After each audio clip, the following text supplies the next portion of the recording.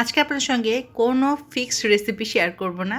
আজকে আমি কিছু ছোট ছোট ক্লিপ শেয়ার করব যেগুলো মোটামুটি রান্নায় হয়েছে বা কয়েকদিনের রান্নার কিছু ছোট ক্লিপস। গড় বাঁধা রান্না দেখে দেখে যদি কেউ হয়রান হয়ে যান তবে আজকে তাদের জন্য একটুখানি রেস্ট দিলাম। গল্প তো মাঝে মাঝে করতেই হয়, তাই না বলুন? সেদিন একটা চিকেনের মজাদার রেসিপি বানাচ্ছিলাম, তার জন্য চিকেনটা ভেজে নিচ্ছিলাম আর সেটার জন্য কিছু মশলাও ভালোভাবে ভেজে নিয়ে সেটাকে রেডি করছিলাম ব্লেন্ড করে নেওয়ার জন্য।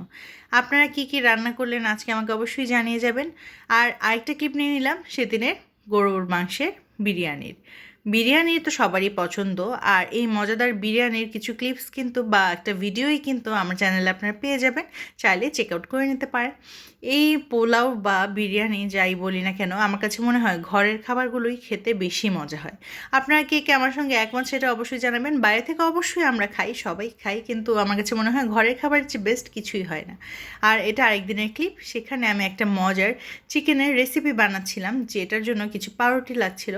মোটামুটি এই রেসিপিটা কমনই হয়ে গিয়েছে রেস্টুরেন্টে অনেক চড়া দামে কিনে খেলেও বাড়িতে কিন্তু মোটামুটি কম টাকায় এটা বানিয়ে ফেলা যায়। এই রেসিপিটা কি হতে যাচ্ছে বা নাম কি সেটা আন্দাজ করে বলুন দেখি। যারা যারা আন্দাজ করতে পারছেন অবশ্যই কমেন্ট করে আমাকে জানিয়ে যাবেন। আর এই মজাদার রেসিপিটি যদি আপনারা চান সেটা অবশ্যই কমেন্ট করে যাবেন, আমি ট্রাই করবো আপনাদেরকে এই রেসিপিটি শেয়ার করার জন্য, যেন আপনারা আমার মতন মজার মজার এই রেসিপিগুলো খেতে পারেন।